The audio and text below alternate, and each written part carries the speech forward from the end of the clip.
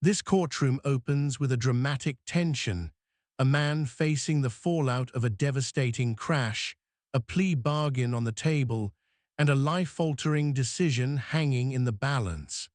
Will the judge see remorse and grant leniency, or will the weight of responsibility demand the harshest measure? Stay with us, because this sentencing will reveal just how fragile second chances can be. All right, so you entered a plea of no contest to both counts 1 and 2. According to the plea bargain agreement, punishment is to be assessed at 5 years. There's a $2,500 fine. State is silent on your application for deferred. The state recommends community supervision, and there's to be restitution to the complainants. Did you understand that to be the plea? Yes, Your Honor, that is what we understood. All right. So we are here for sentencing. The state is in agreement to your having supervision, which is a conviction, but they're silent on your application for deferred. So let's get to the crux of the situation. Here the defense begins its uphill battle. They push for deferred adjudication, a legal outcome that avoids a formal conviction if probation is completed successfully. Why? Because a conviction could cripple their client's future and his ability to support his family. Notice how they stress community ties and limited criminal history, laying the groundwork for mercy. But the real question remains: can fear at the crash scene truly excuse walking away from injured victims? Why should I give you deferred adjudication, counsel? Your Honor, we've given a mitigation packet to you to talk about Mr. Curiel. That's been given to the state. The state reviewed that before they give that to you. Judge, we come to you today to, first of all, accept responsibility, but also to give an explanation. The first part of this is Mr. Curiel he works very hard. He has family members that depend on him. He does have a prior drug offense that I believe is a marijuana offense. So I can't say that he has no criminal history, but he has a very limited criminal history and is an active member of this community. What we're after, the reason for the deferred is to allow him to continue working in his business and in his job and supporting the people around him. The difference between, as you know, a conviction and not a conviction is significant. We do have an explanation for the night. Once again, not to put off any responsibility, but just to explain why Mr. Curiel reacted the way he did, albeit inappropriate, if the court would care to hear. All right, yes. Judge, what I'm presenting to you, in the end, Mr. Curiel was afraid. We understand that this was a scene in which many people were upset. If what I'm presenting to you now, Judge, the first is a dialogue from the 911 call. The second is the police report from that night. And then the third set are pictures of Mr. Curiel. The defense strategy sharpens. They introduce 911 transcripts, police reports, and photographs to argue that their client was disoriented and terrified. They claim he fled not out of indifference but fear. But think about this: when lives are at stake, does fear justify abandoning the scene? This tension between human panic and legal duty lies at the heart of the case. What it shows is that people were upset at the scene, and then Mr. Curiel was disorientated. When he says, from the moment that I've met Mr. Curiel, he said he left because he was afraid. Our question to him, and the question from the state, which is a very fair question, is why didn't you wait for the police? He doesn't remember the police being there when he left. We went through and I've shown him evidence that shows that it looks like they were there, that he could have waited, that he didn't have to leave. What we're hoping for you to see, Judge, that he had a reason to be afraid. And he made a poor choice. He should have been more patient. He should have stuck around. There's other things he could have done besides leave. We have two more exhibits, Your Honor, that the state object to. They haven't objected to any of these that I've shown you so far. That we believe we know who Mr. Leal is. We believe that we found who he is, and he has a criminal history. What we're just trying to do to suggest is that Mr. Curiel, that Mr. Curiel had a reason to be afraid that is not unreasonable, especially at a scene where people are upset. It's our understanding that Mr. Moses Leal is a family member of the victim, and we understand why he would come to the scene upset. So once again, we're not trying to put off any responsibility. We're just trying to give an explanation. If you want to talk to Mr. Curiel, he is ready to speak to this as well. We just hope that in some way mitigates his choices. Additionally, Your Honor, we have the claim information regarding this case, that this case is settled. I'm gonna jump ahead of the state. The state has brought you is gonna give you additional restitution. We're not gonna object to that. The only thing, all we would ask for is just time to pay. We weren't expecting that today. We just found that out today. We have no objection to it being included. And I know that Mr. Curiel, I've advised him that he's ready to resolve that as fast as he can. It's just not something that he has at this moment. And Your Honor, if I may. Yes. with, Apologies to defense counsel. I did not become aware of this particular document until this afternoon. Okay. And that's fair, Your Honor. Is there anything you wish to say? You want to raise your right hand? Do you solemnly swear or affirm the testimony you give will be the truth and nothing but the truth, so help you God? Yes, sir. All right, you can lower your hand, state your name for the record. Kevin Creel. All right, so how old? Now we hear directly from the defendant. He admits fault, distracted by an argument. He caused the accident. He even approached the victim's car to ask if they were okay. But then a confrontation with an angry bystander sent him fleeing. His candor here is striking. I should have waited. This moment of raw honesty could sway the judge, but for the victims, words may not erase the damage. Are you? I'm 40 years old. How old were you then? I have been 37. All right, and how long had you been a driver when you were 37? How many years? CDL driver, 9 years. Driver's license since I was 16. All right, so then you know, especially with a CDL, if there's an accident, you have to stop. And render it. Yes. Yes, ma'am. So why didn't you do that in this case? Well, let me start. When the accident occurred, it was my fault. I was having an argument with the passenger, took my eyes off the road. I caused an accident. When I did, my first reaction, check on passenger, I got out and I walked to the victim's vehicle. Are you okay? Is everybody okay? Hold on, 911's been called, and that's when I was met with a man without a shirt. And that's where everything just took a twist. I was scared. I admit I should have waited. So I didn't know that the cops were there. My attorney has shown me evidence that it suggests that there was police there. I didn't know and I left. If the police were there, I 100% should have waited. And it was a rough night. Any other questions? Any questions? State Your Honor. All right, and the court will note for the record, the court has reviewed the police transcription 911 call, which seems to corroborate. The judge weighs both sides carefully. She acknowledges the fear factor, even pointing out that evidence supports the defendant's version of events. Importantly, she recognizes that punishment must fit not only the crime, but also the broader context. This is where the justice system balances accountability with compassion. But will the victims agree? What the witness is saying as it relates to someone approaching him.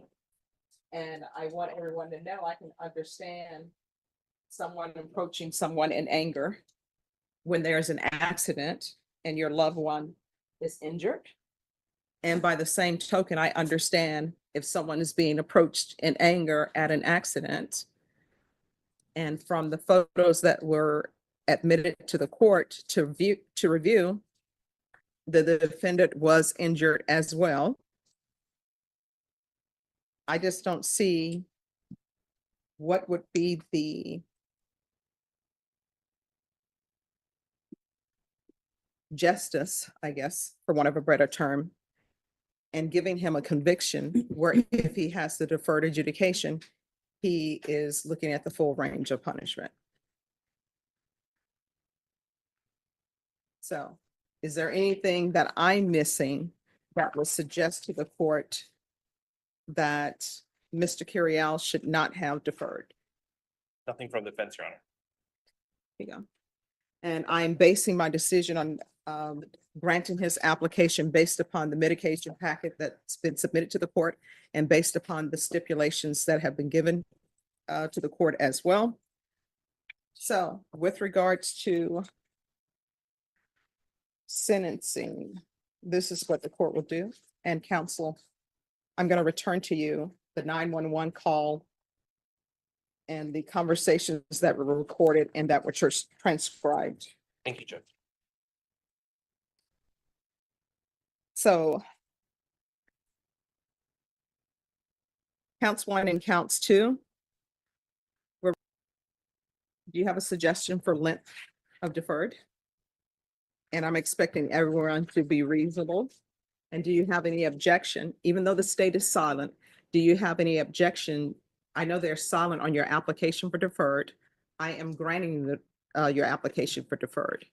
They're asking that your community supervision be for a term of 10 years.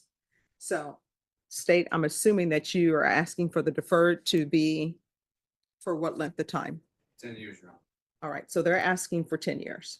Judge, we would ask for 5. We believe that in that time, he'll show the court who he is, and if it'll become clear very soon if he's able to do it, and then he'll have the full range available regardless of how long the term is. All right, this is what I'm going to do. Your Honor, may I briefly respond? Yes. The state would prefer the court to impose 10 years of deferred adjudication because if, as defense counsel claims, Mr. Curiel shows the court who he is and abides by his requirements, then he should be able to come to the court and request to be terminated early from supervision. That's correct. Okay. Then we will do it for 10 years. The sentence comes down 10 years of deferred adjudication.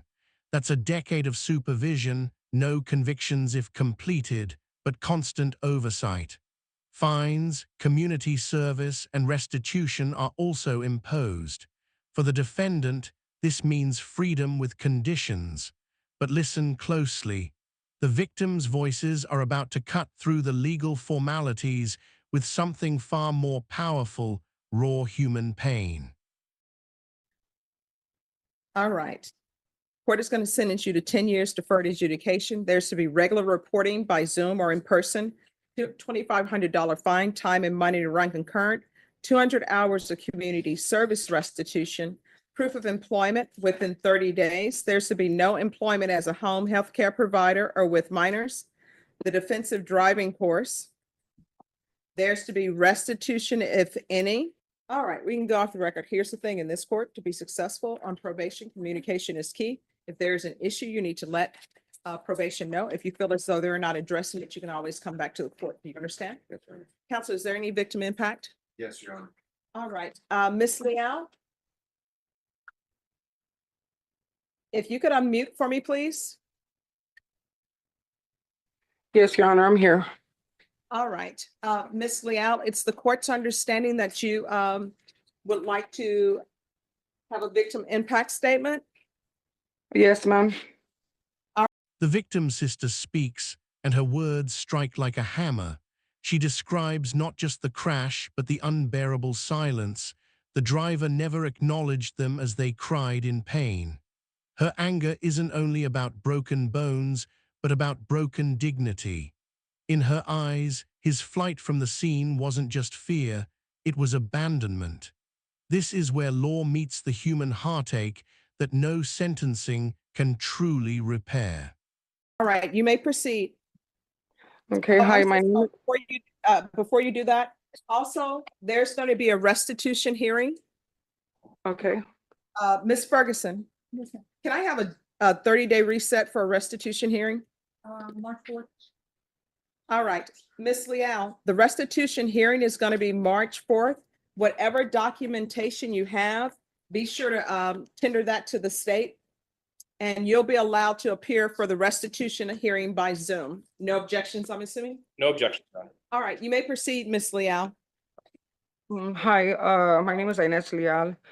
I am, the reason for the impact statement is I am in agreement with everything that y'all have for the sentencing part. And thank you so much for giving them the 10 years deferred. And the reason why I want the 10 years deferred is because he didn't acknowledge us. Yes, my brother was upset. He was very upset because I was screaming in so much pain. And not once did he acknowledge us. And that is the only reason why I am angry. Still angry because there was 3 females in the vehicle. It wasn't a car full of men or young kids or anything. I'm an old lady with two young girls. Like, he did not acknowledge us. So I just want to say that part. Second is I didn't know the extent of my injuries. Now after the wreck, I needed surgery and I have 6 screws and 2 rods. Before that, I was working 6 days a week, 10 to 15 hours a day, 6 days a week, supporting my family. And now I'm not able to work. I want to work. I hate being. Her testimony reveals the devastating aftermath: permanent disability, loss of livelihood, children suffering, and a life reduced to waiting for government checks. Her pain is lifelong, while the defendant, she insists, still gets to enjoy his family. This isn't just about accountability in the courtroom. It's about the haunting ripple effect of one reckless decision. And in her plea for a full 10 years, she demands that he never forget the damage he caused. I hate having to be at home now. I'm sitting here. I'm going and a little bit over a year trying to get disability, trying to get Social Security. I'm behind all my bills, like, since the wreck, and like. I'm glad he got hurt too, but it was his fault. And I'm glad that he's acknowledging that it was his fault.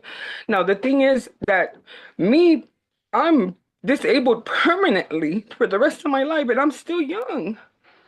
And my grandkids are coming. I can't even enjoy parties, barbecues. And I'm literally not making none of this up. If I could work right now, and I want to work right now, but my body does not let me work. And so now my 2 youngest ones, my 3rd one already turned 18, so he's grown. He can start working or whatnot. But my 2 younger ones are the ones that are hurting because those are the ones that I should be.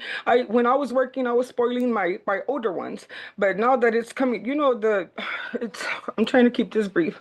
But my 2 younger ones, now that I'm supposed to be spoiling because I've already spoiled the 3 older ones when I was working, and now I'm not able to work. Now I'm gonna have to sit here and live on a set income that I'm not ready for. I don't want to live off of 900 a month and then whatever Social Security decides to send me or whatnot. So that's the reason for the restitution, because you're gonna get to work, you're gonna get to enjoy your family outings with your kids or whatnot. But what about me? I'm sitting here disabled for the rest of my life. I got 6 screws and 2 rods. I'm waiting to get surgery on my lower back. Like, guy, you made a bad choice, and it's affecting you, but you're still getting to enjoy life, and I'm not. And my kids are not, or my grandkids are not. Like, you made a bad choice and you messed up my life. Because I was that woman, that single mother for the past 12 years that wanted to go work. I didn't care about child support. I didn't want no child support. I could care less if he owes me that. The kids that owes me that for the rest of his life or whatnot, I didn't care. I didn't want to depend on that. So I went out and busted my butt to sit there and support my kids and have a roof over their head and get them what they wanted, what they needed, and then some of what they wanted. And now I'm sitting here waiting for a darn check that I still haven't got. And behind my bills, I didn't get my kids nothing for Christmas. Nothing for Christmas because I have nothing. Like you just don't know. And I don't know why I can't see you. I wish I could have seen you. I can't even see you in the video or when I wish you could see me, the pain that you've caused me and my family. And this is for the rest of my life. Okay, I'm sorry. I'm trying to keep it brief. I have a lot more to say. I have just so much anger for the way that I'm stuck now for the rest of my life. But thank you. All right, And thank thank you for sentencing for the 10 years. That's just what I wanted. I did. I'm sorry that I want to, I mean, I know he has no priors except for whatever I heard, the marijuana or whatnot, but just, what do you call it? I'm very, because I want him to remember for at least 10 years that you've ruined my life, that you're going to have to go report and do what you got to do so you can remember me instead of you doing this for 5 years and then for you to sit there and after that you're going to be, oh, happy go lucky and oh, let's party, let's we're done with the fight. No, 10 years, guy, 10 years. And so the gavel falls, 10 years of deferred adjudication. To the court, it's a balanced sentence. To the victims, it's a reminder of a life forever changed. And to the defendant, it's a chance at redemption, but one shadowed by constant supervision.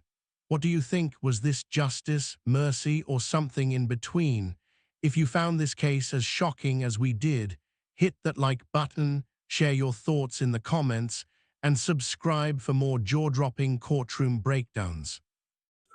All right, so thank you so much, Ms. Leal. Just make sure that you have that information for the state with regards to your restitution. And thank you so much for zooming in. And both the defense and state have agreed that for the restitution hearing, you are able to appear by Zoom. And that date is going to be March 4th, okay? Okay, thank you. You're welcome.